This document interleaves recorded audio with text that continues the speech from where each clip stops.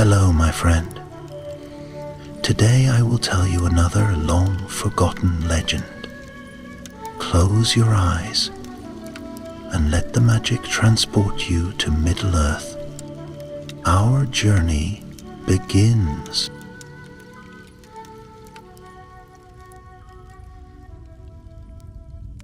In the quiet wood of Roscommon, where wildflowers bend in the breeze and foxes sleep beneath roots knotted with moss, lived Radagast the Brown, one of the 5 wizards sent to Middle-earth long ago.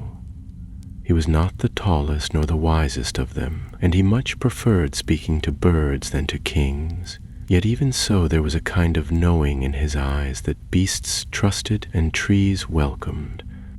One morning, as dew still clung to the ferns and a faint silver mist drifted over the forest floor, Radagast was stirring a pot of something steaming and foul-smelling. It hissed like a whisper and smoked like a chimney, but he muttered to it gently, as though it were a fussy old friend. Suddenly, the trees stirred, not with wind, but with movement. The branches creaked and bent, and from the shadows stepped a tall and weathered figure, shaped like bark and crowned with leaves. It was Silmarillion, one of the lost Endwives, who had wandered far from the gardens of old. Radagast straightened at once, his eyes wide with surprise. "Lady of root and blossom," he exclaimed, brushing moss from his robes. "By the song of Yavanna, what brings you so far west?" Her voice was low, like wind through hollow logs. "A sickness spreads in the north," she said. "The rivers run black, the trees drink poison, and something forgotten stirs beneath the stone. A kingdom drowned, now rising." Radagast frowned, the name tugging at the edge of his memory. "You speak of Kelder?" She nodded once. "A dwarven realm, swallowed in the second age by flood and folly. The waters there have turned foul, beasts crawl from their holes, twisted by shadow, and, worst of all, a relic of ancient evil pulses beneath the rock." Radagast stood still. Even the birds in the trees had fallen silent. "But why come to me?" he asked softly. "You are a friend to all that grows," said Silmarillion, "and this darkness will not stay in the north. It seeks to spread, to seep into root and well. The land calls for you." The Entwife turned then, her bark skin cracking like dry wood, and walked back into the forest, vanishing between 2 ancient oaks, as though swallowed by the very earth. Radagast stood alone, his staff trembling faintly in his hand. By midday he had packed his satchel with dried herbs, a flask of honeyed water, and a scroll inked in forgotten dwarvish runes. He called to his great friend, the eagle Meneldor, son of the wind, and within the hour was soaring northward on silver-tipped wings, far above the lonely hills. But he did not fly all the way. No, for Radagast preferred the whisper of grass underfoot and the language of stones beside the trail. In the vale of Anduin he dismounted and followed the river north, toward the chill and mist of the withered heath.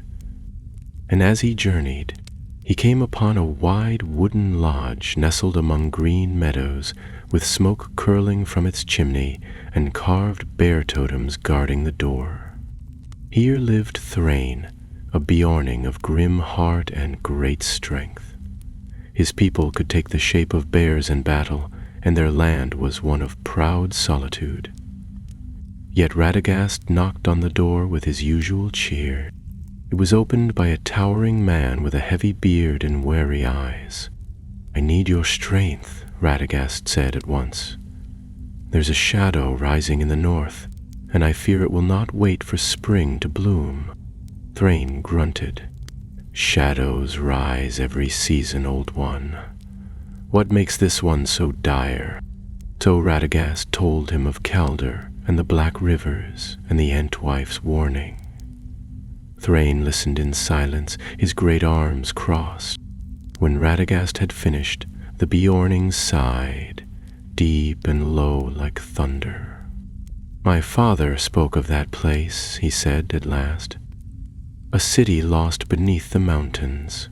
Dwarves with greed deeper than their minds. They dug until they struck water, or something worse. He said it was cursed ground." "Then you believe me?" "I believe the earth remembers, and I believe," Thrain added with a sideways glance, "you'll not last long alone in such a place." Radagast smiled. "That's why I came to find you." And so Thrain took up his axe, kissed the carved bear totem by his door, and followed the wizard north.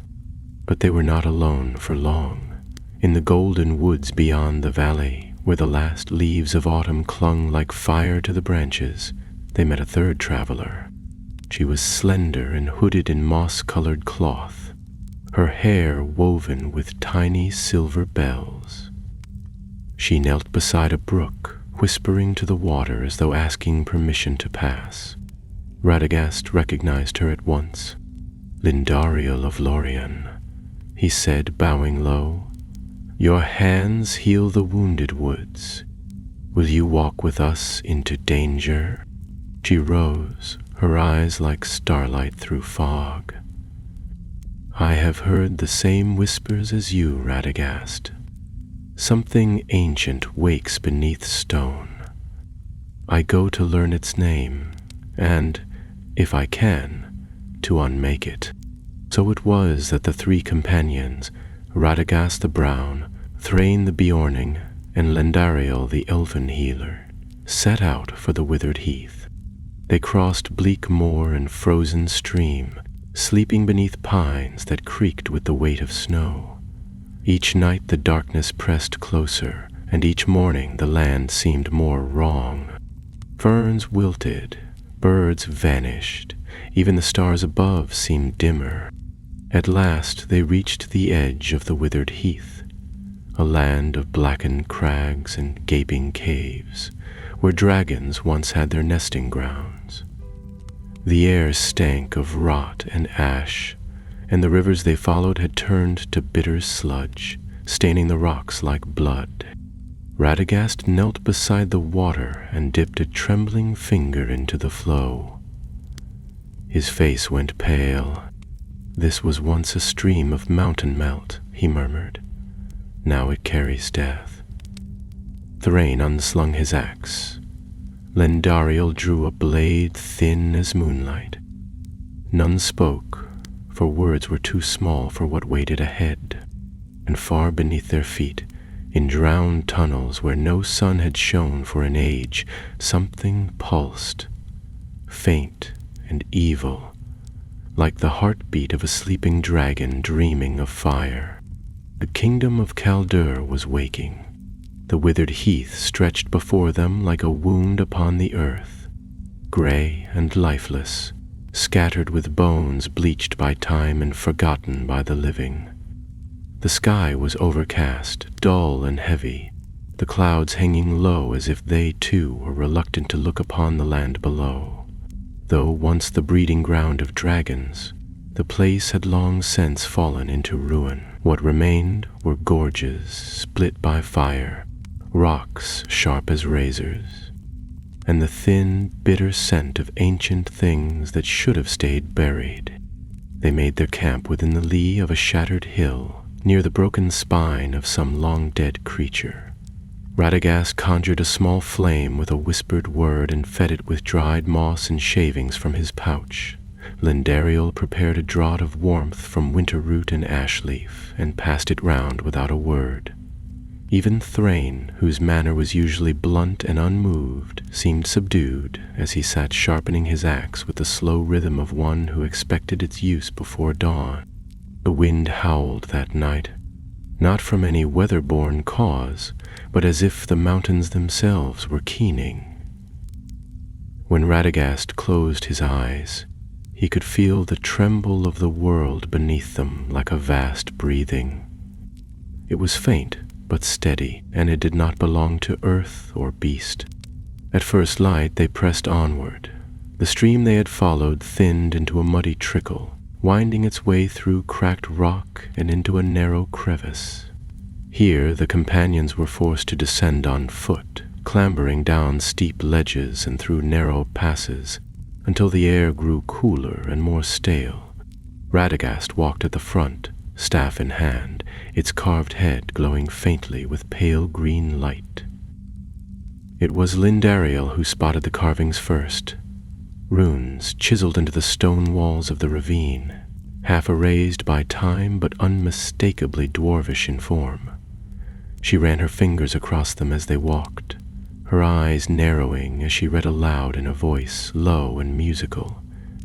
Kaldur, stronghold of the deep forged. Here lies the work of the 7 hammers, lost beneath wrath and wave.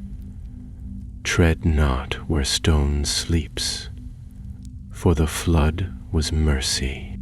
They all stood in silence a moment, reading the grim warning in their own way. Thrain grunted and shouldered his pack.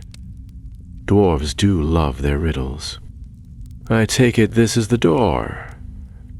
Radagast frowned. More like a throat than a door, he murmured.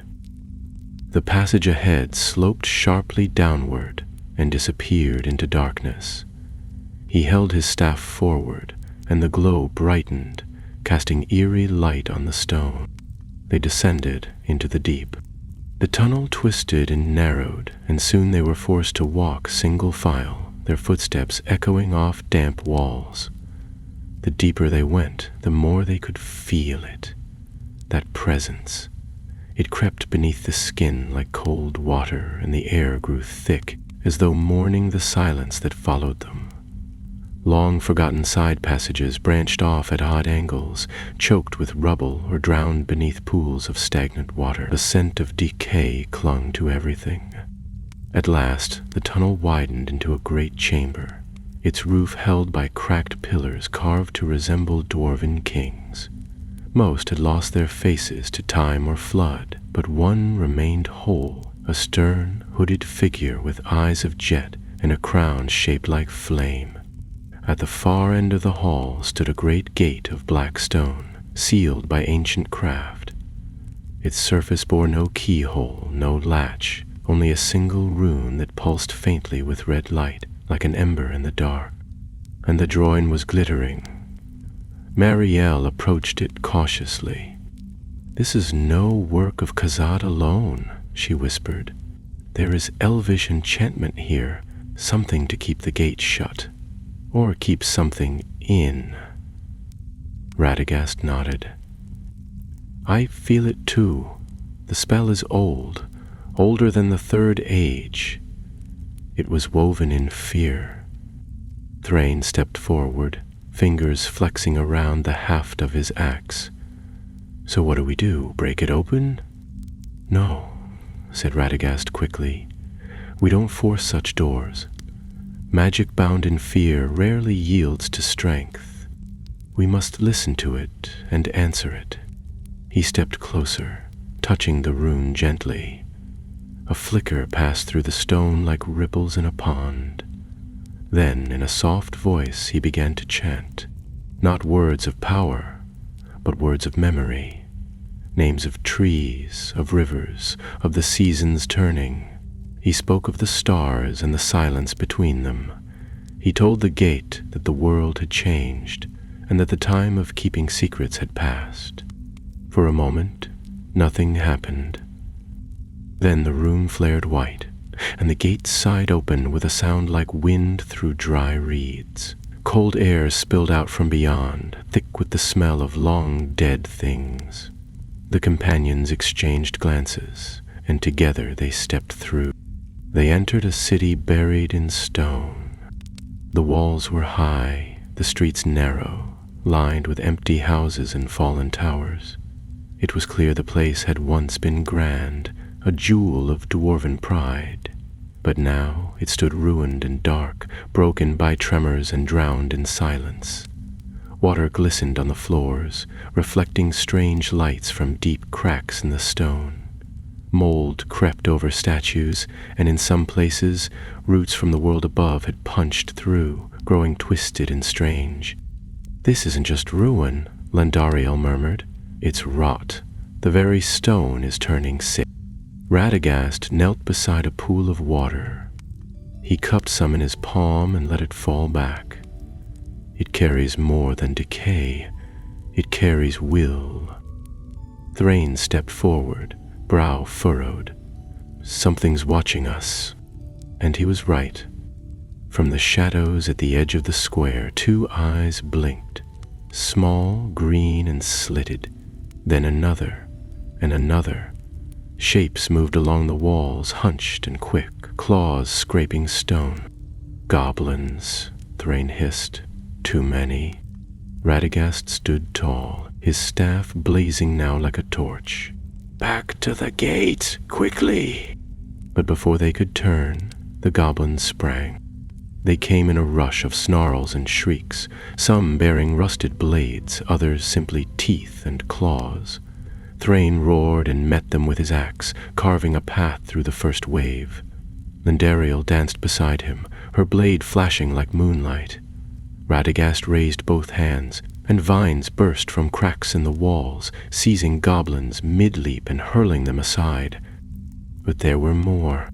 From a shattered tower above, a horn sounded, harsh and cruel, and from beneath the city, a deeper sound rose in answer. A groaning, grinding noise, like stone shifting beneath the world. The ground trembled, and far below them, something began to wake. The goblins shrieked as they fell back, not in fear of sword or spell, but of something far worse. The groaning noise from below deepened, echoing through the stone-like thunder under the sea. The ancient halls of Kaldor seemed to breathe, and from cracks in the floor rose a wind that stank of rot and iron. Radagast looked up sharply, his staff held aloft, while Lendariel pressed her back to a crumbling wall, blade ready. Thrain had planted his feet and was gripping his axe with both hands, though even he cast a wary glance beneath him. The goblins did not flee entirely, but they scattered to the edges of the square, watching the center of the room where the floor had begun to shift. Stone cracked and buckled. Something beneath was rising. Then, with a grinding lurch, a great slab of the floor heaved upwards, revealing a hollow beneath, black as pitch and twice as deep. Out of that darkness rose a shape, half stone, half flesh, encased in armor corroded with age and fungus. It stood nearly twice the height of a man, and its face, if it had one, was hidden behind a helm that gleamed faintly with sickly light. In its right hand it bore a mace the size of a wagon wheel. In its left, it held a chain that trailed back into the pit like a leash. Radagast's eyes narrowed. "That is no goblin," he said, his voice low and urgent. "It's a thrall, a warden left behind." The thing raised its head slowly, and from beneath its helm came a voice like stone grinding on stone, speaking words in the black speech that none of them understood, but the meaning was clear enough. It had awoken to guard something, and it would not let them pass. Thrain didn't wait for introductions. With a roar he charged, axe flashing in both hands. The thrall raised its mace, and when the weapons met, the sound was deafening. Sparks flew, and Thrain was thrown back across the square, slamming into a broken column and sliding to the ground, dazed but breathing. Lendariel leapt forward to distract the creature, dancing between its heavy blows. She moved like a shadow, striking between the plates of its armor with her slender blade, but the wounds barely slowed it. Radagast raised his staff, whispering to the stone itself, and from the ground rose roots and vines, summoned from deep below, twisting around the thrall's legs and arms. For a moment it struggled, but then with a roar it broke free, sending shards of root and rock flying in all directions. "We cannot defeat it here," Radagast shouted, backing toward the gate. "Not in its own tomb." "But we must," Lindariel called, parrying a blow that shattered the paving stones beside her. "If it follows us out, it will bring ruin." At that moment, Thrain stirred. His axe lay beside him, cracked along the edge, and he rose slowly, blinking blood from his eyes. He looked at the thrall, then at the pit from which it had come, and his jaw tightened. "Called it," he said hoarsely.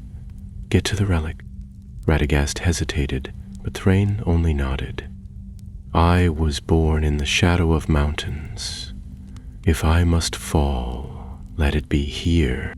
Before either the wizard or the elf could protest, Thrain charged again, this time not to fight, but to distract.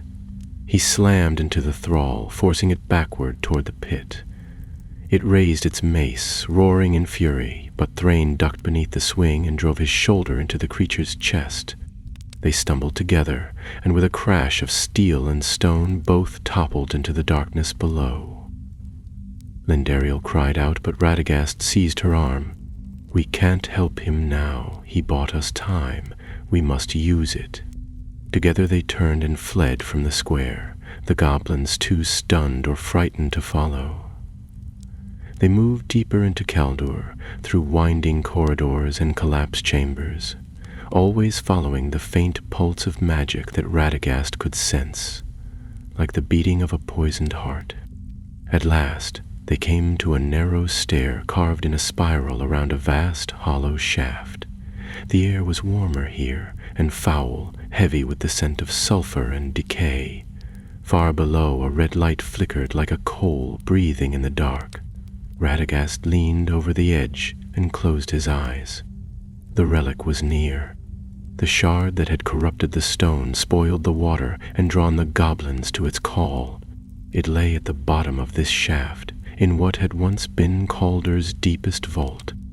They descended carefully, Lindariel pausing often to listen. The walls were lined with carvings, most worn beyond recognition, but some still showed scenes of pride and tragedy. One panel showed dwarves forging weapons beneath mountains. Another showed the sea pouring into their halls. The last showed something being hidden, a flame enclosed in a box of stone, buried beneath rooms of warding. Radagast paused before it. They tried to contain it, not to destroy it. They feared it too greatly. Lindariel touched the carving lightly, and yet it called out all the same. When they reached the bottom, the chamber opened before them like a wound. Circular, domed, lined with statues that had collapsed into rubble. In the center stood a pedestal of black marble, and upon it, resting in a cradle of bone, was the relic, but was small. That was the first surprise. Barely the size of a child's fist, shaped like a shard of crystal, with cracks along its surface that pulsed with a dull red glow. But the moment they stepped into the chamber, it filled the air with its presence. Lindariel gasped and clutched her head. Radagast staggered, leaning on his staff. "It's alive," she whispered. "It feels wrong, like it's whispering without words." Radagast nodded. A fragment of something once greater, a thing born of fire and pride.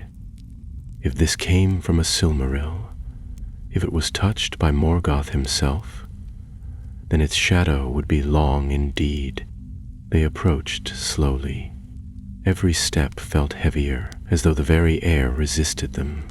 Radagast raised a hand, murmuring spells of binding and protection, and Lindariel drew a pouch of silver thread cloth from her satchel. She reached out toward the relic, but as her fingers touched it, the chamber trembled. Cracks split the floor. From the shadows beyond the statues, more goblins emerged, silent this time, eyes wide, as if drawn not by orders, but by the relic itself. They did not charge. They knelt. Lindariel looked around, alarmed. They worship it. Radagast reached for her, voice tight. Take it, quickly. She wrapped the shard in the silver cloth and lifted it free of the cradle. At once the red light dimmed, and the sense of pressure lifted, but only slightly. The goblins hissed, drawing closer, their reverence replaced by fury. Radagast raised his staff, and with a cry struck the pedestal. The floor cracked wider, and a deep rumble rose from below. He turned to Lindariel. Now we run. And so they did. The moment Lindariel wrapped the shard in silver-threaded cloth, the chamber erupted into motion. Goblins hissed and snarled, leaping from the shadows where they had once bowed in silence. Radagast turned and swept his staff in an arc, calling forth a gust of wind so strong it knocked several of the creatures flat, sending shards of bone and dust into the air. Lindariel pressed the wrapped relic to her chest and sprinted toward the stairs, her light feet finding every stone without hesitation.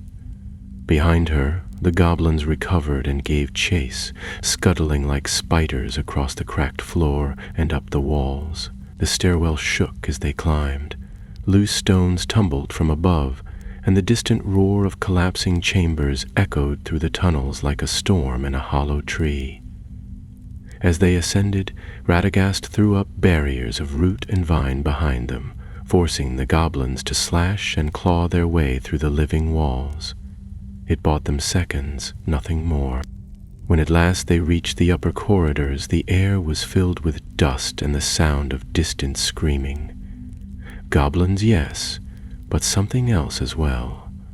The voice of the thrall echoed faintly, still roaring from the pit where Thrain had dragged it. It hadn't fallen to its death. It was fighting still.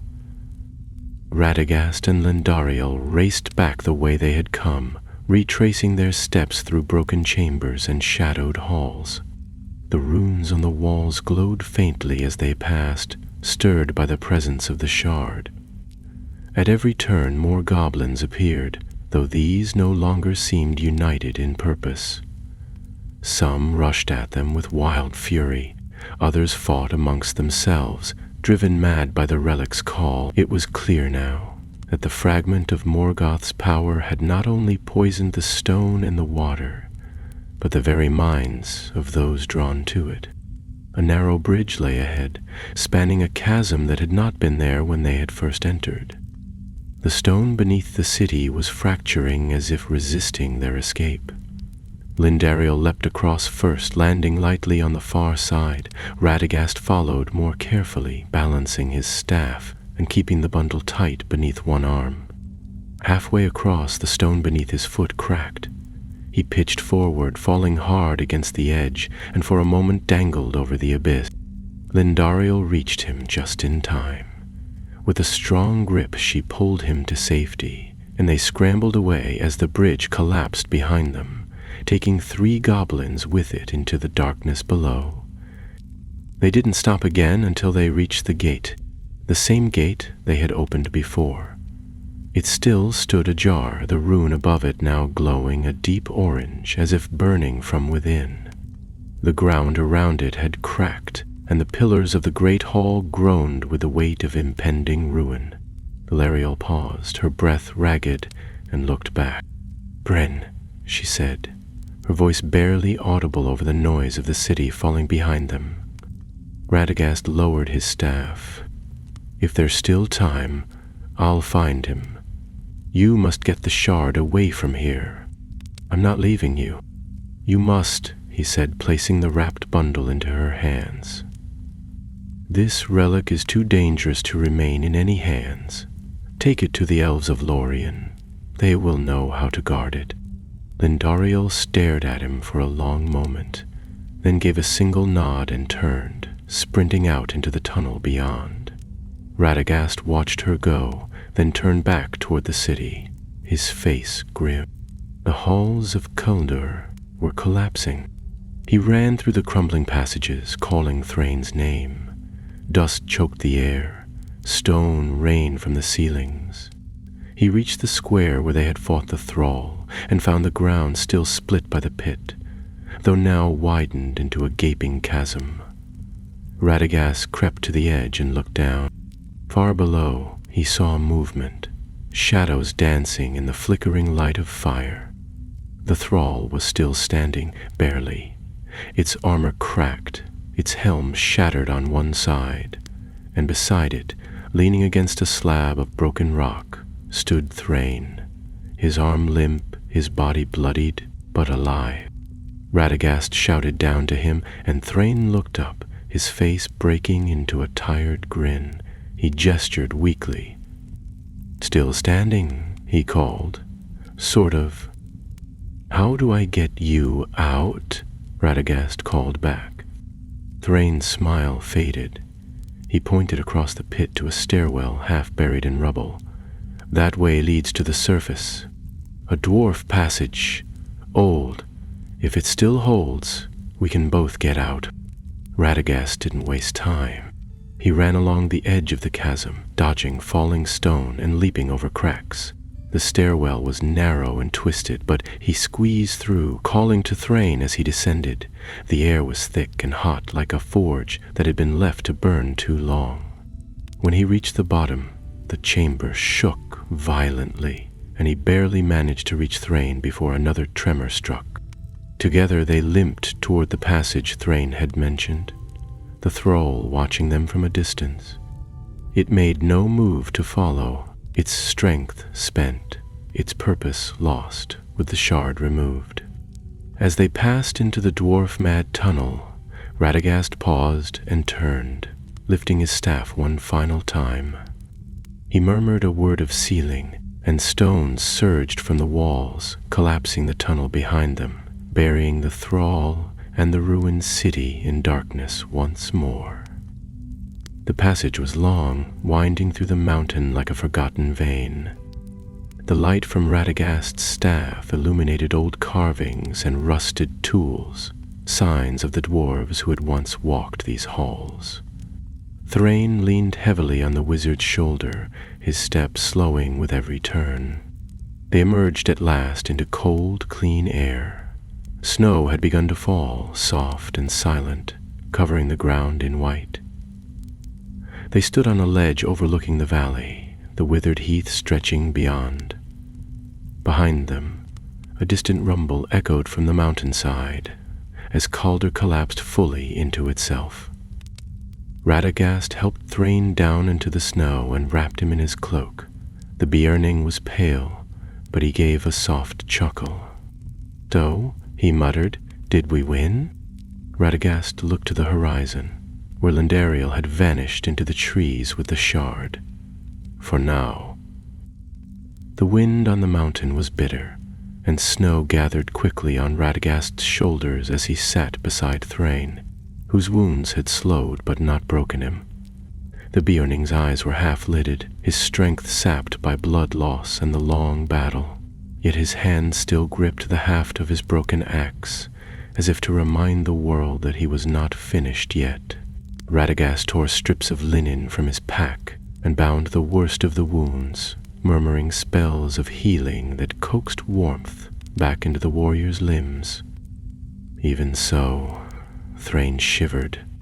"We need shelter," Radagast muttered, glancing at the sky. The snowfall was no mere dusting. It was the beginning of a mountain storm, the sort that turned roads to ice and breath to smoke. He stood and peered down the slope, where the white-capped trees of the forest clung to the hills below. Somewhere beyond lay the edge of the withered heath and, if fortune favored them, a path to safety. He helped Thrain to his feet, and together they began the descent, the wizard guiding the wounded Björning carefully over rocks slick with frost. They moved slowly, often stopping to rest, the wind tugging at their cloaks and the snow rising above their boots. Radagast kept his staff lit with a soft, steady glow, casting a circle of warmth around them. But even that was not enough to banish the cold entirely. By dusk, they had reached the edge of the forest. Here the trees grew thick and close, the pines bending under the weight of snow, their branches huddled like old men against the storm. Radagast found a hollow beneath an ancient oak, dry enough to start a fire, and built a shelter from fallen boughs. He settled Thrain beside the flames, and brewed a draught from herbs that gave warmth and dulled pain. As night fell, the storm thickened, howling through the forest like a chorus of wolves. Radagast sat watch, his staff across his knees, eyes scanning the woods for any sign of danger. He did not fear beasts, not in the way others did. But the darkness that had clung to Caldor still lingered in his mind, and he knew it would not give up its prize so easily.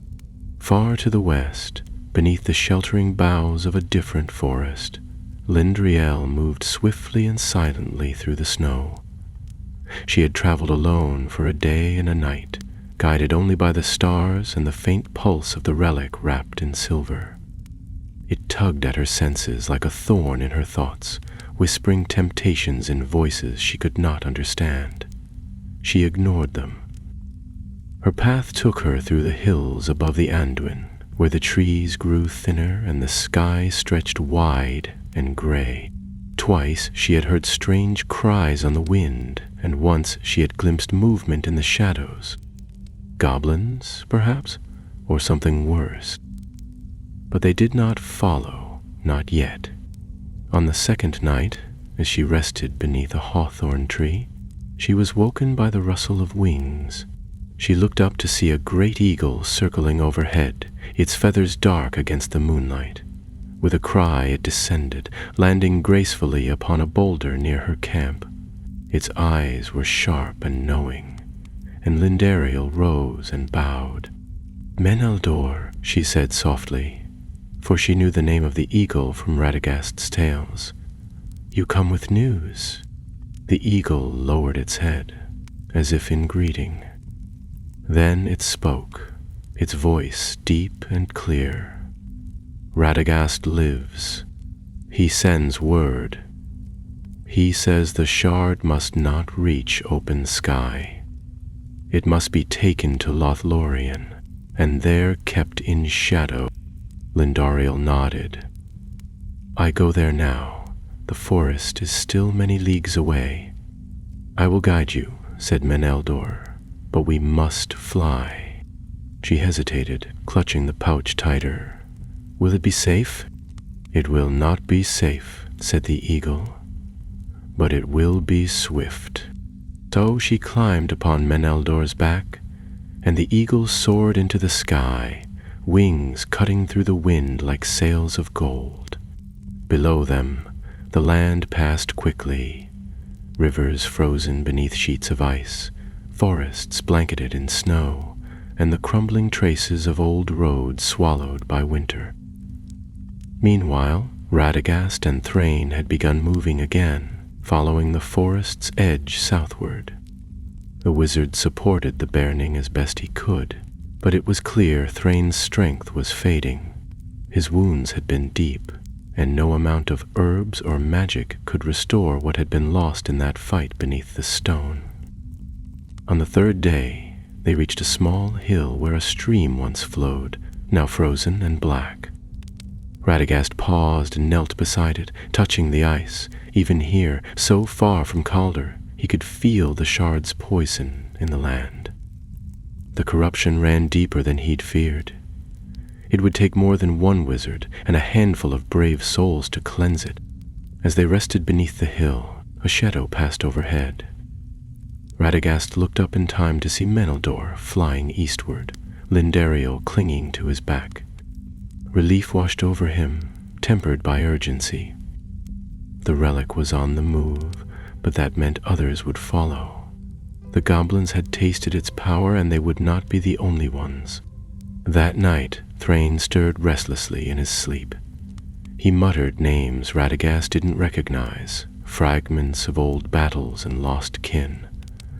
The wizard stayed at his side, whispering calming spells and listening to the trees beyond their shelter.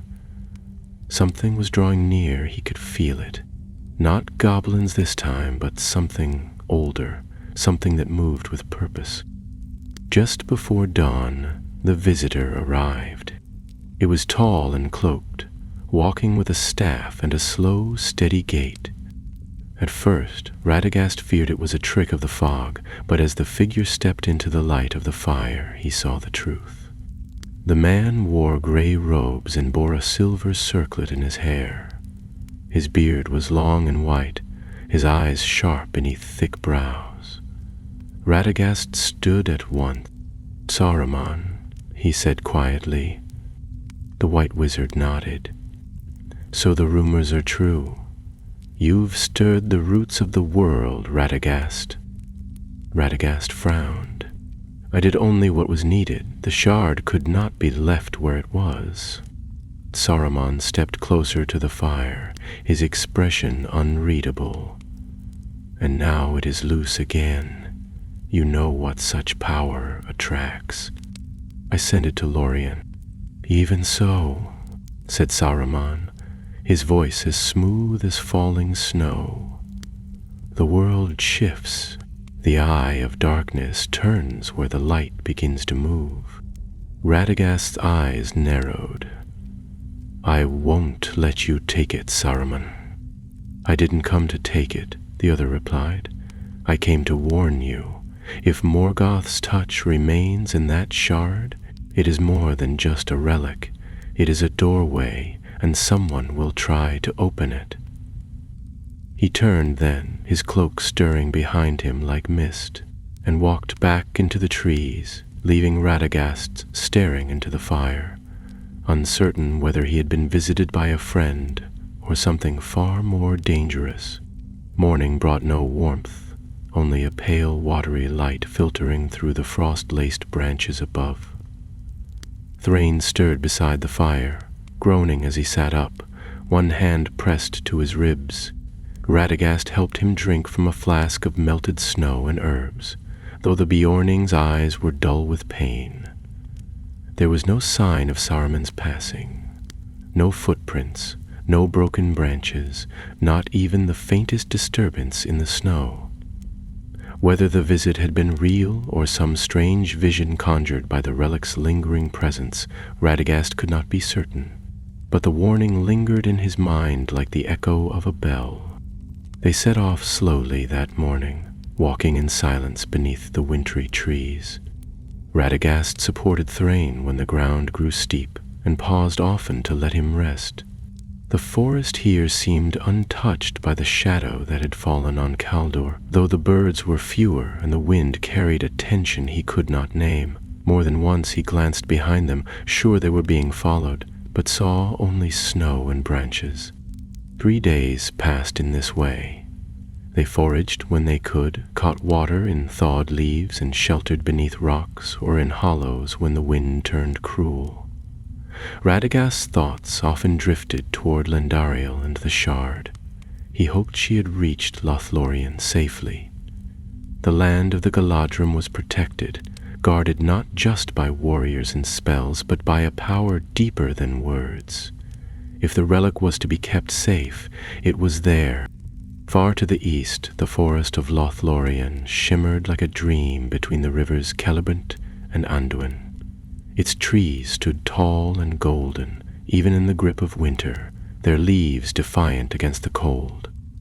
Beneath their boughs, Lendariel descended from Meneldor's back and staggered to her feet, her face drawn from exhaustion. Elves in silver and green met her at the forest's edge, bows in hand, eyes wary. She held out the wrapped relic, her voice hoarse. "I bring a thing that must not be unwrapped." They led her in silence through winding paths and across wooden bridges, deep into the heart of the forest, where the light was soft and the air hummed with enchantment. There, in a high talon, woven between the trunks of mighty malorn trees, stood a woman of radiant beauty and terrible stillness. Her hair was long and golden, her eyes ageless. Galadriel. Lindariel knelt before her and offered the bundle. The Lady of Lorien took it carefully, holding it as if it were a burning coal. She said nothing for a long while, and when she finally spoke, her voice was like wind through silver leaves. So it has come to us at last, a shard of the past, broken but not powerless. She turned to a tall elf standing at her side, Celeborn, her lord, and together they carried the relic to a chamber of stone deep beneath the trees.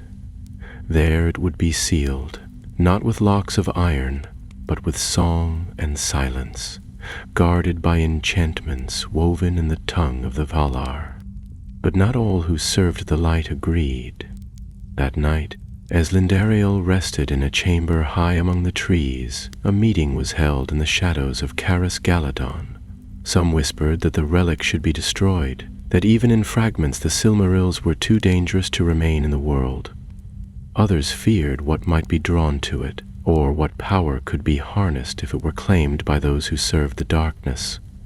Galadriel listened to each voice in turn, her gaze cool and unwavering, but gave no decree the relic would remain. For now. Back in the north, Radagast and Thrain at last reached the valley of the Anduin, where the river ran wide and slow between snowy banks. Smoke rose in the distance from the house of the Beonings, and Radagast quickened his pace. When they reached the threshold, the door opened before they could knock. A woman stood there, tall and broad-shouldered, with eyes like Thrain's and a scowl twice as fierce. "You're late," she said, and stepped aside. Inside, warmth and light welcomed them.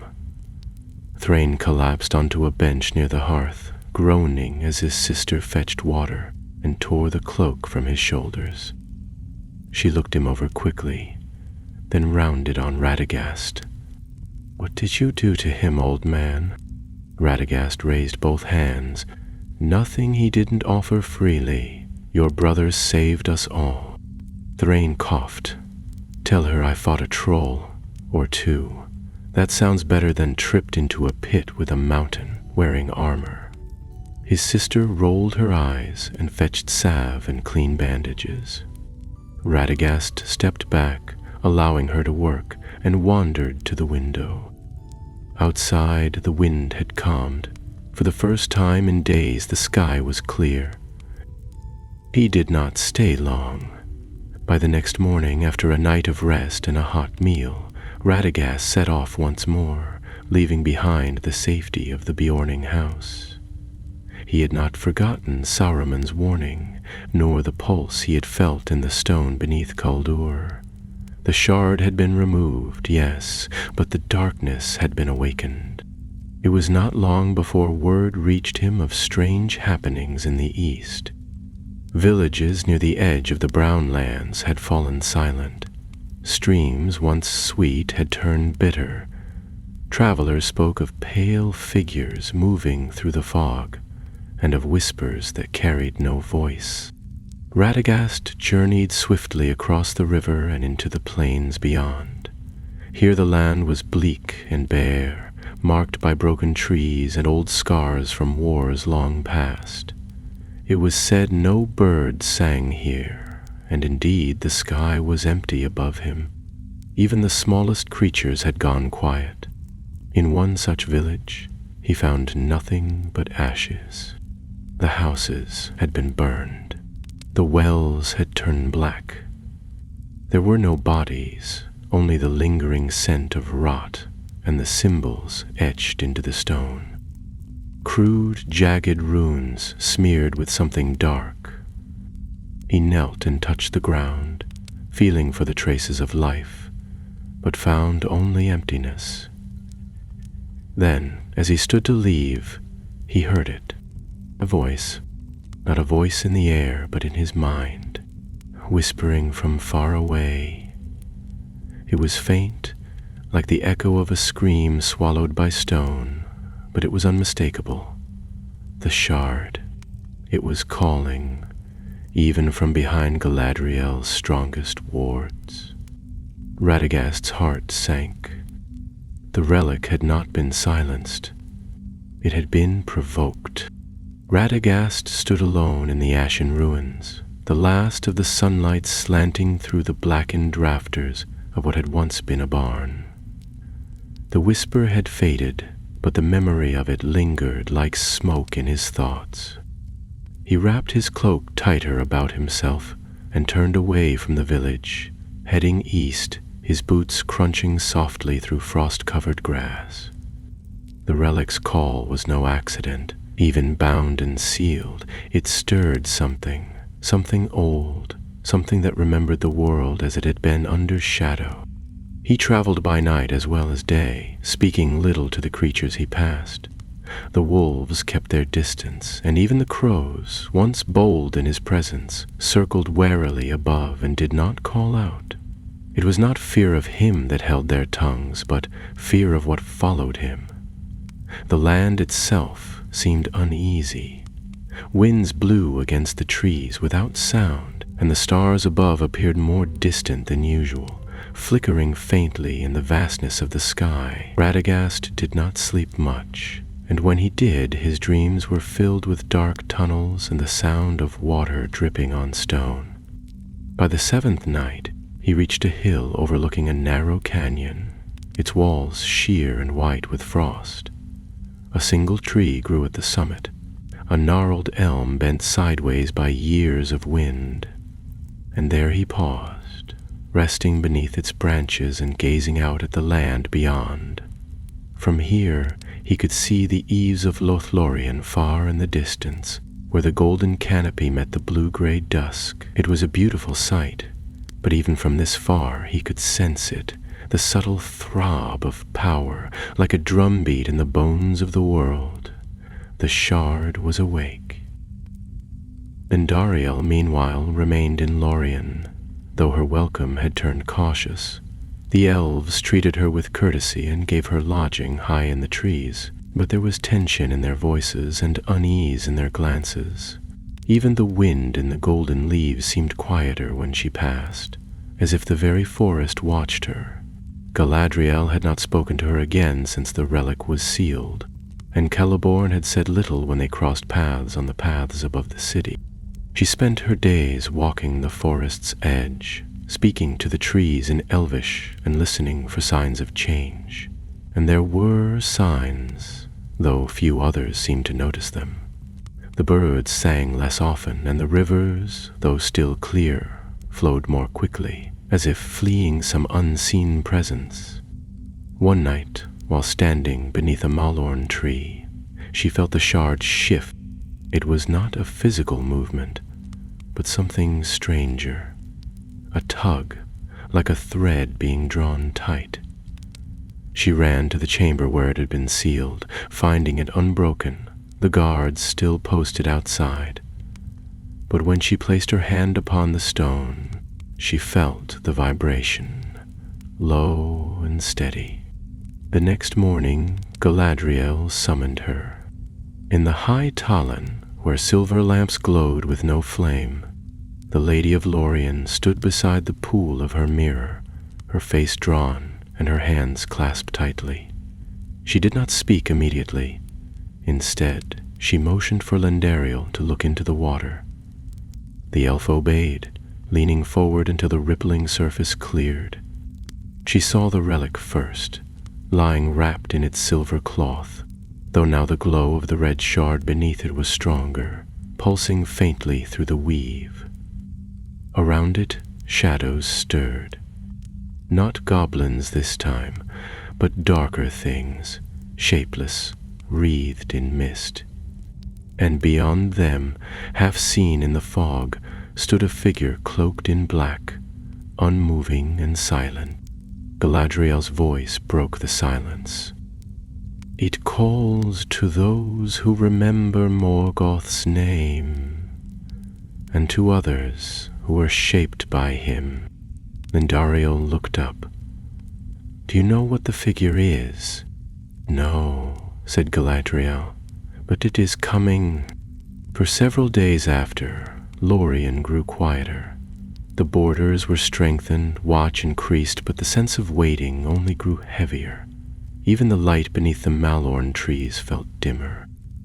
Lindariel spent more time in the tower, keeping vigil near the sealed chamber, her hand never far from the hilt of her blade.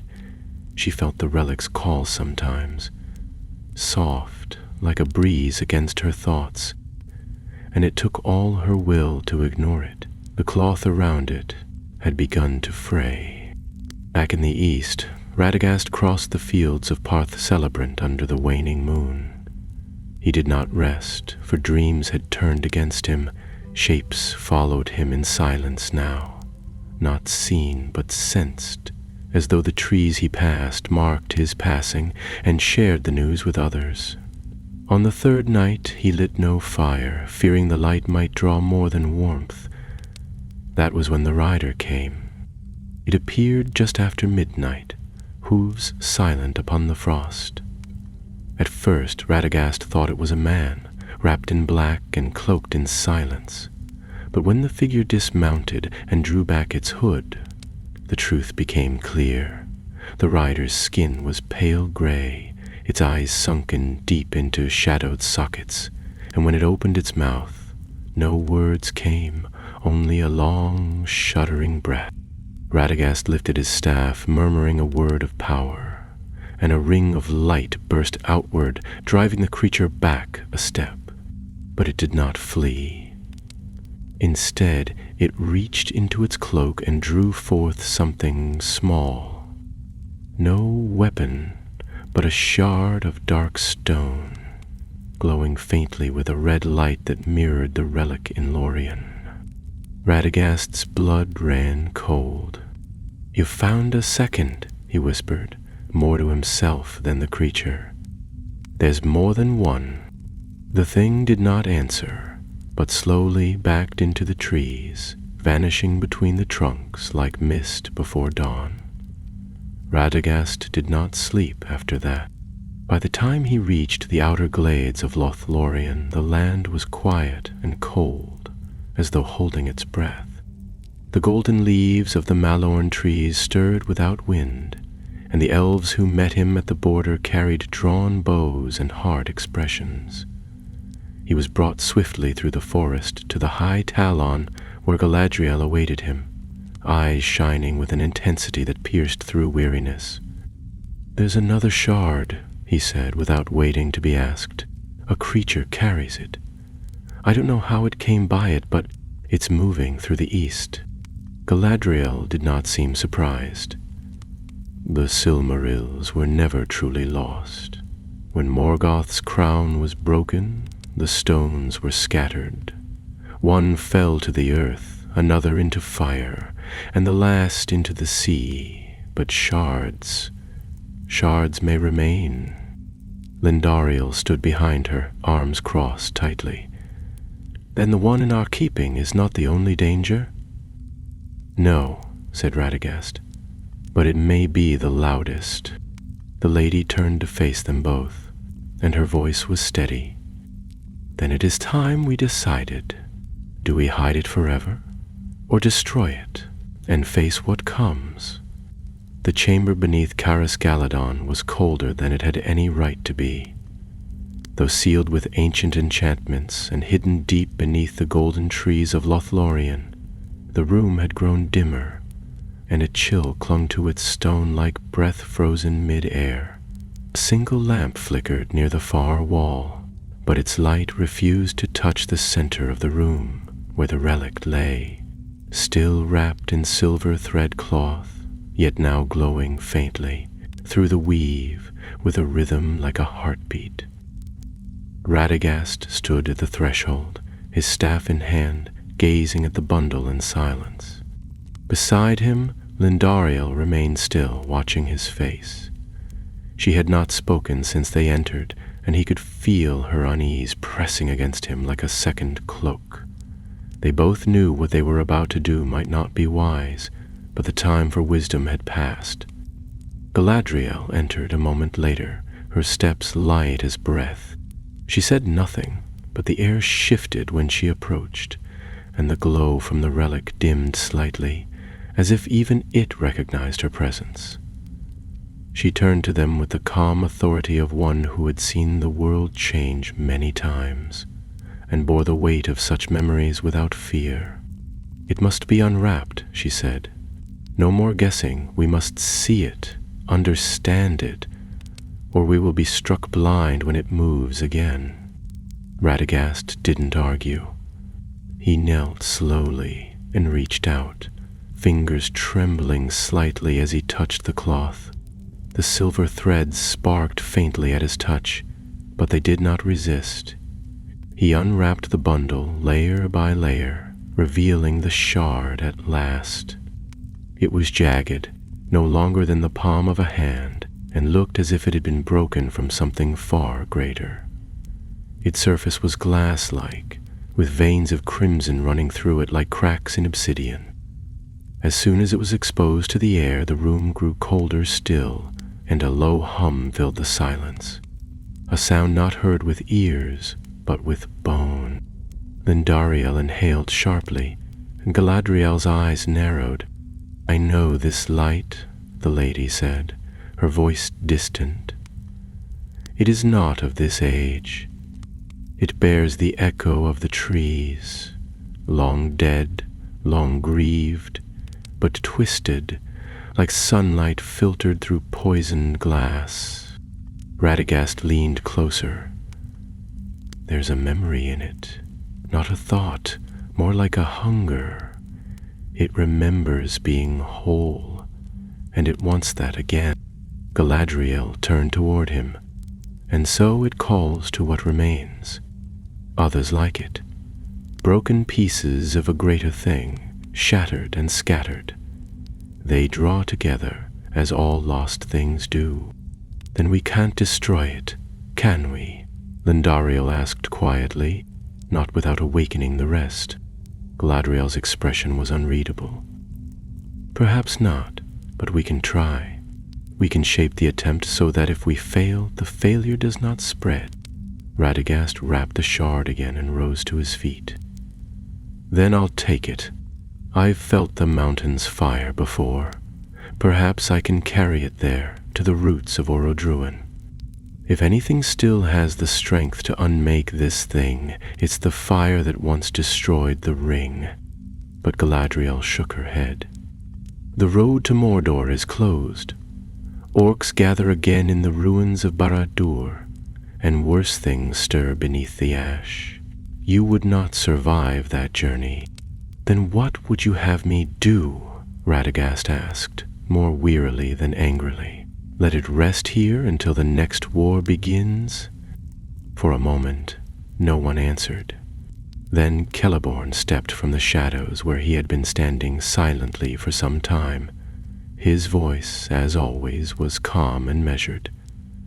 "There is another way, a place deeper than fire, older than the mountains, the roots of the world, where the earth still remembers the first song." Galadriel nodded. "The silent deep." Lindariel turned sharply. "You don't mean the deep beneath Khazad-dûm? That place has been sealed since the Balrog's fall. Nothing good lies there." "No," said Galadriel. "Not Khazad-dûm. Deeper still. Beneath it lies a network of forgotten caverns, beyond the reach of dwarves, beyond the knowledge of maps. They call it Nanduhirian's shadow, a hollow of silence where even the Valar do not tread. If the shard can be buried there, it may fall beyond the reach of all things." Radagast hesitated. "You ask me to go into the dark again?" "No," Galadriel said. "We ask you to end it." He looked to Lindariel, who met his gaze steadily. "You won't go alone," she said. "Not this time." They left Lorien the next day. The forest was quiet as they departed, and the golden leaves stirred faintly in farewell. Meneldor waited for them on the edge of the trees, his wings folded and his sharp eyes watching the horizon. Radagast climbed onto his back with care, cradling the relic beneath his robes, and Lindariel followed. The great eagle took to the sky with a single powerful motion, and the world fell away beneath them. They flew west over the misty mountains, where the peaks rose like jagged teeth into the clouds. Below them the world was gray and slumbering. Snow covered the upper ridges, and wind howled through the passes. But Meneldor flew steady and true, his wings barely stirring the air. By dusk, they reached the cliffs above the valley of Azanu Bizarre, where the battle of the Dimril Dale had once stained the snow with blood. The ruins of dwarf camps still dotted the ridges, though little now remained but broken stones and rusted shields. Here they landed and made camp beside a spring that ran clear and cold from the rock. As the fire crackled, Lindariel unwrapped a small map from her satchel. "There's an entrance," she said, pointing to a jagged mark near the southern face of the cliffs. "A fissure once used by dwarves to reach the deeper veins. Most believe it collapsed long ago." Radagast nodded. "Then that is where we begin." They reached the fissure by midday after climbing a narrow path slick with ice. The entrance was barely large enough for a man to squeeze through, hidden behind a fall of stone and brambles. But beneath the loose rocks, a dark passage opened, descending steeply into the earth. Lindariel lit a lantern. Radagast raised his staff, and together they stepped into the dark. The walls closed around them almost at once, the stone pressing close, the air still and heavy. Water dripped in the distance, but the sound did not echo. Instead it vanished into the silence, swallowed whole by the depth. After an hour of walking, the passage narrowed again, and they had to move sideways through a crack in the wall before it opened into a vast cavern lit faintly by glowing moss. They paused, staring. It was beautiful and strange, this place beneath the world. Stalactites hung like the teeth of forgotten beasts, and deep pools mirrored the light in shifting patterns. No wind stirred, yet the moss swayed gently, as if breathing. "This is the edge," Radagast whispered. "Beyond here lies the deep." They crossed the cavern slowly, their footsteps muffled by damp moss and stone. The silence around them was not the simple hush of a quiet forest or the solemn stillness of ancient ruins. It was deeper, heavier, like a blanket pressed over the world, swallowing every sound the moment it was made. Even Radagast's staff, which had glowed so reliably in the deep places of Middle-earth, now gave off only a pale, reluctant light. Lindariel's lantern flickered often, though there was no wind to trouble its flame. The walls of the cavern soon narrowed into another tunnel, twisting like the coils of a serpent. It descended in steep spirals and sudden drops, at times forcing them to climb down by root or crag, and at others to crawl through spaces barely wider than their shoulders. The deeper they went, the more the stone changed. It lost the gray of mountain rock and took on a smoother, darker sheen, like obsidian polished by water and time. Here and there, faint veins of silver and crystal pulsed with a soft inner glow, not bright enough to guide by, but too strange to ignore. Radagast moved with growing caution. Every step forward seemed to weigh more than the last, and not only because the pack on his back grew heavy. The shard pulsed against his chest in slow, steady beats, not unlike a second heartbeat. He could feel it thinking, or perhaps remembering, though it had no voice and gave no words. Lindariel kept pace beside him, her hand never far from her sword, though she had not drawn it yet. Even in this place, steel seemed too loud a promise. They reached a ledge overlooking a vast hollow, where the ceiling rose out of sight and the ground dropped away in a slow, curving descent. Pale light came from below, not from fire or sun, but from some source hidden in the roots of the world. Great columns of stone rose from floor to ceiling, each carved with symbols that none of them could read. Strange, spiraling marks that reminded Radagast of runes, but older, more primal. "This is it," he said softly. "The silent deep." Lindariel stepped forward, brushing a hand across one of the carvings. Her fingers came away cold, and she shivered. "I feel as though we've stepped outside the world," she murmured, "like this place isn't part of Middle-earth at all." "Perhaps it isn't," Radagast replied, lowering his pack. "Or perhaps it's the part we forgot." They descended the slope carefully, weaving between the pillars, always moving toward the source of the light. The deeper they went, the quieter the world became, until even the sound of their own breath seemed distant, like it belonged to someone else. It was then, just as they reached the heart of the hollow, that Radagast stopped. The ground here was smooth, carved into a shallow bowl. At its center was a dais of white stone, unmarked and untouched by time. Nothing grew here, and yet the air was filled with a strange scent. Neither decay nor bloom, but something older still. Radagast knelt beside the dais and carefully unwrapped the shard, placing it at the center. The moment it touched the stone, the cavern trembled. It was not a violent shaking, but a low vibration that spread outward, as though the stone itself had drawn breath for the first time in an age. The shard pulsed brighter, casting red shadows across the dais. Lindariel stepped back, her hand now firmly on her sword, and watched as faint whispers began to stir. Not in the air, but in their minds. They came like old memories, barely formed. Cries of battle in ancient tongues, the clash of sword on shield, a woman weeping beside a silver tree, a fire that never died.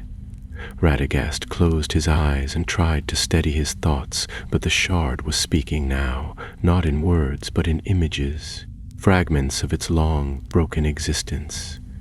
Then, from the darkness beyond the columns, came a sound.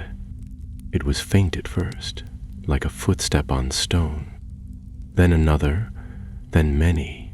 Lindariel turned sharply, eyes scanning the shadows. Shapes moved between the pillars, tall and lean, wrapped in dark cloaks. Their eyes glowed faintly, pale and distant. They were not goblins, nor wraiths, but something older, something carved from shadow and memory. Radagast stood and stepped protectively in front of the dais. "It called to them," he said, his voice quiet but steady. "It summoned what remains of Morgoth's will." The figures approached slowly, circling the dais without drawing weapons. They moved with grace, their limbs long and smooth, their faces hidden beneath veils of black. One stepped forward, its hands bare, its palms marked with the same spiraling runes as the columns. "You are not of this world," Radagast said. The figure tilted its head.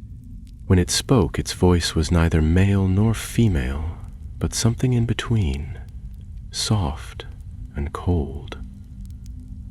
"We were born of the breakage. When the Silmarils were torn from the sky, we awoke. Shards of light twisted by sorrow. You bring us our kin." Radagast shook his head. "This shard must be buried, forgotten. It cannot remain." "Light cannot be buried," said the figure. "Only changed." Another stepped forward, and Radagast could feel the shard pulsing more rapidly now. It was responding, not to them, but to itself, as though it longed to be whole again. Lindariel unsheathed her blade, its elven edge gleaming in the dim glow. "We won't let you take it." "You have no choice," came the reply, and the circle closed tighter. Radagast raised his staff and struck it against the dais. A burst of energy rippled outward, casting the shadowed figures back for a moment. He turned to Lindariel. "We must end it now." She nodded and stepped beside him, blade ready. "I need time," Radagast said. "Guard me." She didn't answer, only stepped forward to meet the first of the shadow creatures, her sword flashing as it clashed against the air, not striking flesh, but pushing back whatever force tried to draw close. Radagast placed both hands on the shard and closed his eyes. He reached deep, not just into himself, but into the earth, into the oldest roots of Middle-earth, where memory still lived and the first song still echoed. He called upon the name of Yavanna, upon the breath of Aule, upon the silence before the shaping of stone. The shard resisted. It surged with heat and light, screaming without sound, trying to break free. Images flooded his mind, flames consuming a fortress, a dark hand reaching for a crown, a mountain splitting in grief. But Radagast held firm. "By the earth that bore you, by the fire that broke you, I name you ended," he whispered, and drove the shard into the heart of the dais. There was a flash of light, pure and blinding, followed by a silence so deep it drowned everything. The ground shook, the columns cracked, and the figures screamed as they vanished into mist. When the light faded, the shard was gone. Radagast collapsed to his knees, breathing hard. The dais was cracked through the center, the stone scorched black. Lindariel knelt beside him, bruised and bloodied but alive. "It's over," he said, though he sounded unsure. She looked around at the dark, silent chamber and nodded slowly. For now, they did not speak for some time. The silence that followed the destruction of the shard was different now, no longer heavy or oppressive, but vast and empty, like a breath held in the wake of something enormous. The chamber had darkened, though not entirely. The veins of silver and crystal embedded in the walls still glowed faintly, and the air had grown warmer, as if the deep itself had relaxed. Like Radagast remained on his knees beside the shattered dais, his hand still pressed to the blackened stone. The strain had taken its toll. He looked older, his shoulders slumped, and his face pale beneath the brim of his hat. Lindariel sat beside him, her sword resting across her lap, the blade now dulled and notched from the clash with the shadowed figures. Her eyes remained on the edge of the light, watchful, though nothing stirred. Whatever those beings had been, echoes, guardians, remnants of a darker will, they had vanished entirely with the shard's end. There was no sign of their return, no trace of their passage, not even footprints on the moss-covered floor. Eventually, Radagast stirred. He rubbed his eyes and pushed himself upright with a groan. "We must go," he said hoarsely. "I don't know how long this stillness will last, and I would rather not wait to find out."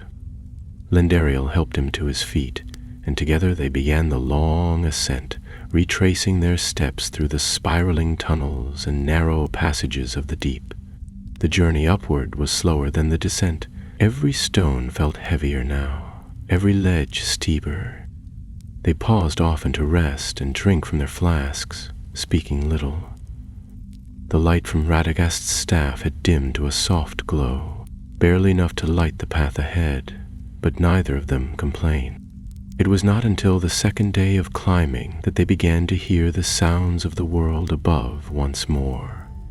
First, the faint drip of water, then the distant rumble of wind, and finally the far-off cry of a bird echoing down the shaft of the fissure.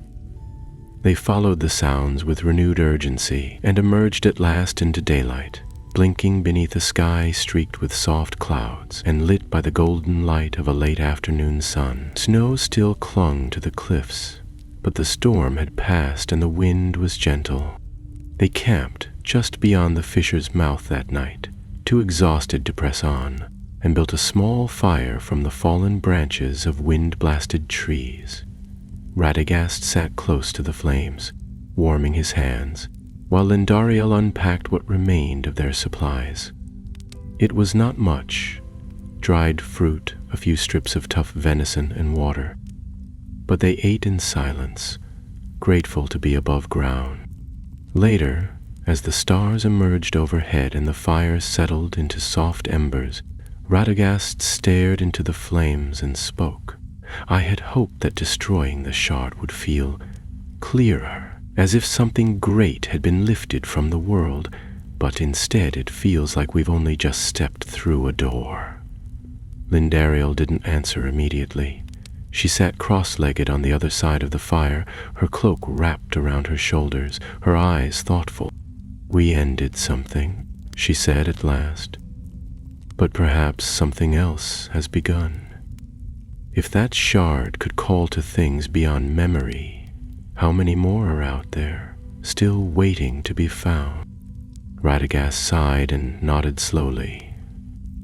"More than I care to imagine. But if the others are anything like this one, they'll resist being unearthed. The world itself may bury them deeper. Maybe we did more than stop something, Lindariel. Maybe we reminded the earth to sleep." The next morning, Meneldor found them. The eagle descended from the sky with a rush of wind and snow, landing gracefully on a high rock above their camp. He had been watching from afar, and now that the relic's power had faded, he had returned to guide them home. Radagast smiled at the sight of his old friend and reached up a hand in greeting. Lindariel packed their things quickly, and within the hour the three of them were airborne once more, flying eastward across the wide spine of the mountain. The flight to Lothlorien took most of the day. They passed over ruined fortresses and frozen lakes, over paths once walked by armies long dead. From the air, Middle-ith looked peaceful, its valleys silver with frost, its rivers dark and slow. But Radagast knew better. The relic had sent a signal, even in its ending. Those who knew what to listen for would have heard it, and those who had forgotten would soon begin to remember. They reached the forest by nightfall. The trees of Lorien still shimmered with golden light, though winter had crept among them. Elves met them at the border once again, though this time their welcome was warmer. Galadriel stood in the high talon as they climbed the steps, and when they reached the top, she greeted them not with words, but with a soft nod and a glance that seemed to see everything they had endured. "The shard is no more," Radagast said quietly. "The deep took it back." Galadriel placed a hand on his shoulder and guided them to sit. "Then the work is begun." They spoke late into the night, not only of the shard, but of the visions it had shared, the places it had shown, the voices that had come with it. Galadriel listened carefully, asking few questions, her mind turning over truths too ancient for most to comprehend. When at last she spoke, her words were measured. "There are still those in the world who remember the Silmarils, not as relics, but as promises. Light born of creation cannot be unmade, only transformed. You have shattered one vessel, but the light has fled. It may yet return in some new form." Radagast looked weary but not defeated. "Then we'll face that when it comes. For now, we've done what we can." Celeborn brought them food and drink, and for the first time in many days they rested in comfort, high among the trees with soft lamps glowing around them, and the sound of leaves whispering in the night. Lindariel stood on the edge of the talon, gazing out over the forest. She had changed, more than she realized. The darkness had touched her, yes, but it had not claimed her, and in its place had grown a resolve stronger than steel.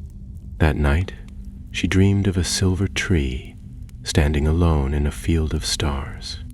In the days that followed, peace returned to Lothlorien, at least on the surface.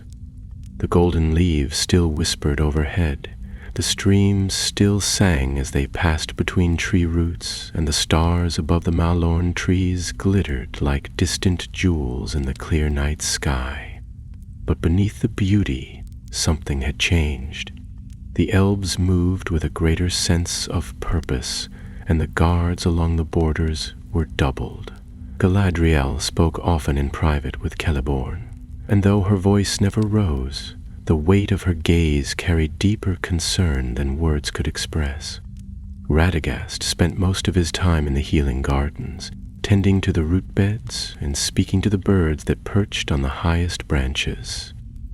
He was quieter now, more thoughtful, and often paused in the middle of his tasks, as though listening to something far away. Lendariel, too, walked the forest paths alone more often than before. She found herself drawn to the borders, watching the world beyond with new eyes. The relic's destruction had left its mark on both of them, not as a wound, but as a line drawn deep, something remembered by the spirit, even if the mind tried to forget.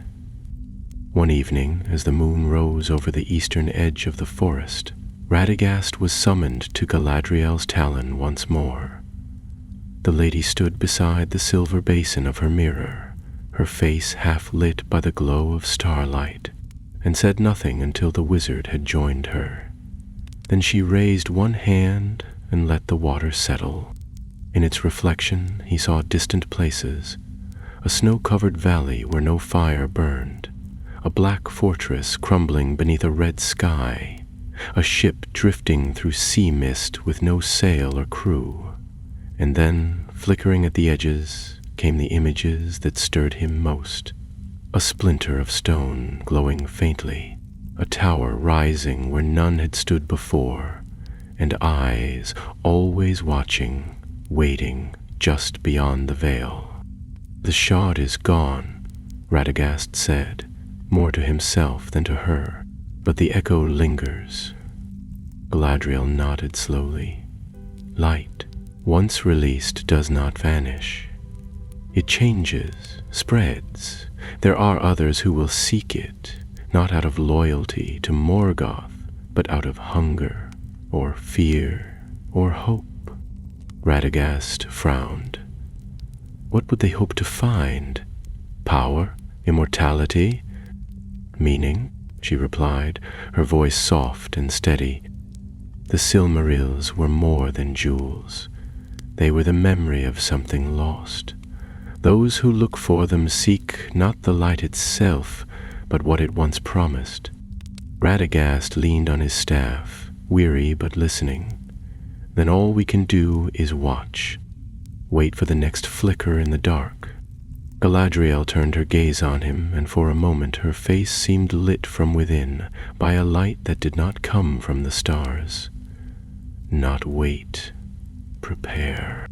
That night, Radagast returned to his chamber and wrote a letter, a scroll sealed with a leaf and bound in moss thread. He sent it westward with a sparrow, the smallest of messengers, but fast and sure. Its destination was Rosgobel, and it would wait there for his return. Then he sat for a long time, staring at the flame of a single candle, and said nothing. Elsewhere in the forest, Lendariel met with Celeborn in a quiet clearing where the ground was soft and covered in violets. He handed her a sword wrapped in cloth and spoke gently.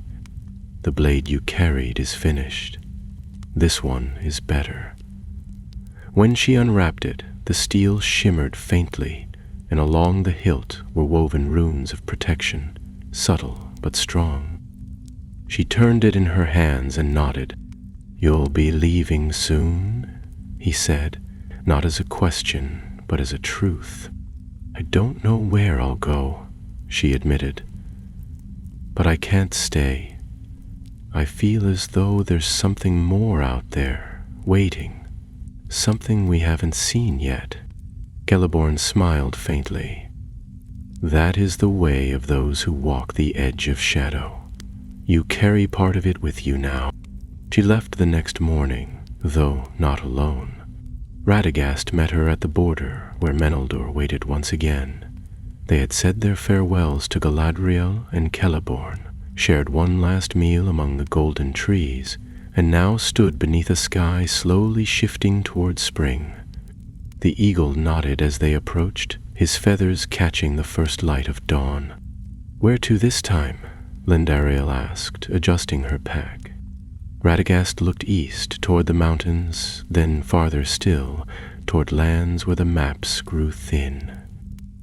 "We follow the river, the one that runs toward Rune.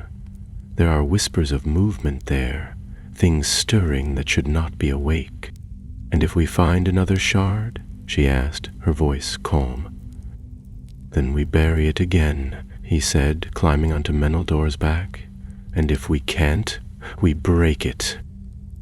Lindariel climbed up behind him, and the eagle took flight, wings wide against the morning sky. Below them, Lothlorien glittered like a dream fading in the light, its trees tall and golden, its paths winding in secret. Ahead lay wildlands and open sky, places untouched by peace and unvisited by hope, but they did not turn back.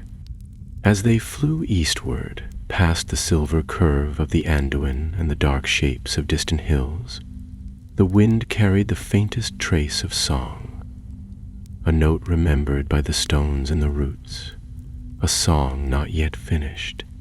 And far below, in the deep places of the world, other songs stirred in answer, waiting to be heard. The lands east of the Anduin were not often marked on maps, and those who had lived there once had either fled long ago or vanished into legend. The hills rolled like waves toward the sunrise, rising into craggy cliffs and dropping into sudden ravines where trees grew twisted and silent. The air tasted of iron and ash, and there was a stillness that clung to the earth as if the land itself was holding its breath. Radagast and Lindariel flew low now, Meneldur gliding along the wind with wings stretched wide, following the curves of a river that shone silver by day and black by night. On the third morning the eagle veered suddenly, wings tensing against the wind. Below, among the ruins of an ancient watchtower, stood a lone figure wrapped in black, unmoving. From this distance it could have been a statue. Radagast felt a chill creep up his spine as they passed overhead. He caught only a glimpse, pale hands clasped before it, a hood drawn low, but the feeling was unmistakable. Something in that figure recognized them. It turned its head slowly as they flew beyond sight. They landed a few leagues later beside a ridge where the river forked and made camp beneath the shelter of overhanging stone. The sun was low, the wind sharp, and the fire they built crackled with more effort than heat. Radagast prepared a broth of roots and bitter leaf, not for taste but for strength, and Lindariel sat sharpening her blade, the new sword from Celeborn glinting dully in the fading light. "Do you think it followed us?" she asked without looking up. "Not yet," Radagast said, stirring the pot. "But it will. These lands were once touched by dark things. The shard may be gone, but its memory is still echoing through the roots of the world." That night, Radagast dreamed again. He stood on the edge of a great lake, still as glass, and beneath its surface lay the drowned towers of a city, arches, domes, and stone halls, all swallowed by time. In the center of the deepest hall sat a throne of black marble, empty. But the longer he looked, the more he saw a figure taking shape upon it. Not a man, not a beast, a presence. It raised its hand and the water shuddered. He woke with a start, the fire reduced to embers, and Lindariel sitting upright, sword in hand. She thought she heard it too, she whispered. "There's something nearby." They left at first light, Meneldior rising once more into the air, circling east along the river until the land below turned to marsh and ruin. The trees grew fewer, and the earth became soft and treacherous. Here the scars of old wars had never healed. Ancient battlefields lay half-buried beneath moss, and crumbled towers jutted like broken teeth from the swampland. Radagast leaned forward, scanning the ground with narrowed eyes. "There," he said, pointing to a cluster of stones shaped into a ring, half submerged in the muck. Meneldior landed carefully, and the companions dismounted. The ring of stones was old, older even than the ruins of Caldur, worn smooth by water and wind. But in the center, beneath a thin layer of algae, they found a stone basin, empty save for a spiral carved deep into its center. Radagast brushed it clean with his sleeve, and for a moment said nothing. "It's a well," he said at last. "A listening well, the kind used in the elder days by those who sought to speak with the things beneath the world." Lindariel frowned. "To speak with what?" "Not with voices," he answered, kneeling beside it. "With memory, with will." As he laid his hand upon the spiral, the stone grew warm beneath his fingers, and the water inside began to rise, not from rain or spring, but from somewhere far below. It shimmered with strange light, and reflections began to swirl across its surface. He saw glimpses again. The shard, whole and unbroken, shining in the crown of Morgoth. The Silmarils above the trees, the hand that shattered them, and then, clearer than all, he saw a cavern like the one they had left behind, but deeper, colder, and not empty. A voice spoke, not aloud, but in his mind. "The light cannot die, it only waits." He withdrew his hand quickly, staggering backward, but the basin continued to glow. Lindariel moved to his side, her expression hardening. "This isn't finished, is it?" Radagast shook his head. "No. The shard we destroyed was only one piece, but there are more. Fragments scattered across Middle-earth, maybe buried, maybe sleeping, but still listening." They spent another night by the listening well, neither sleeping long nor soundly. When the morning came, the marsh was blanketed in mist, and even Meneldior seemed uneasy. Before they left, Radagast placed a runestone upon the basin, a seal of warding drawn from the speech of the trees. It would not stop those who already knew the well, but it would hide it from the unwary. As they took to the sky once more, the mist swirled beneath them, and the basin vanished from view. Their journey turned northward then, toward the wild lands beyond Mirkwood, where the hills rose sharp and forested, and old watchfires once burned along the ridges.